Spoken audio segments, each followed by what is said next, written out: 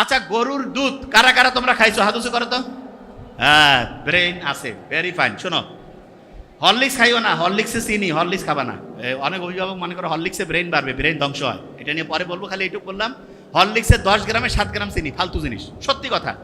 গরুর দুধ থেকে 1-2 দিন পরে কি দই পাওয়া যায় না? দই থেকে পাওয়া যায় মাখন, মাখন থেকে পরবর্তীতে পাওয়া যায় ঘি। বলো তো, গরুর দুধের দাম বেশি না দইয়ের দাম বেশি? দইয়ের দাম বেশি না মাখনের দাম বেশি? মাখনের দাম বেশি না ঘিয়ের দাম বেশি? আচ্ছা, এবার তুমি মনে করো ঘি ডাইরেক্ট দুনিয়াকে ঘি আসে নাকি দুধ থেকে দই, দই থেকে মাখন, তারপরে ঘি? ডাইরেক্ট ঘি নাকি দুধ থেকে তৈরি হয়?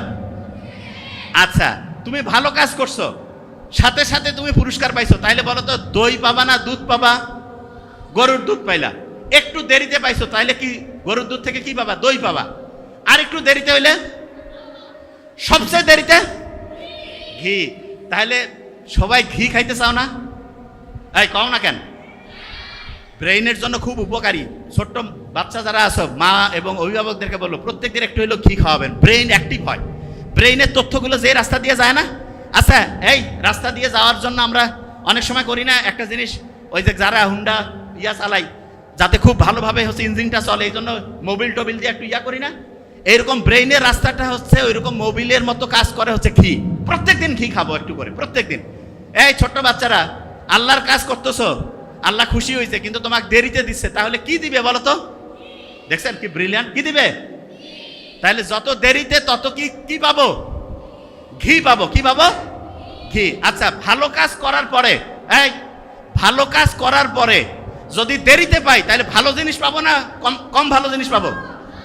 আচ্ছা, এবার শুনো, তুমি একটা খারাপ কিছু করতেছো, তোমার সাথে সাথে পানিশমেন্ট দিছে, শাস্তি দিছে, তাইলে একরকম।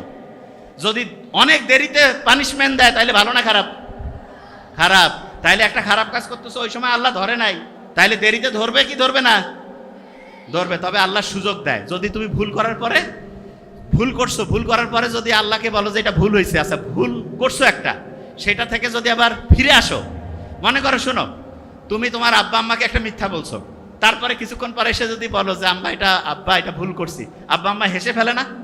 তারপরে তোমার একটা চকলেট, একটা কিছু খাবার দেয় না?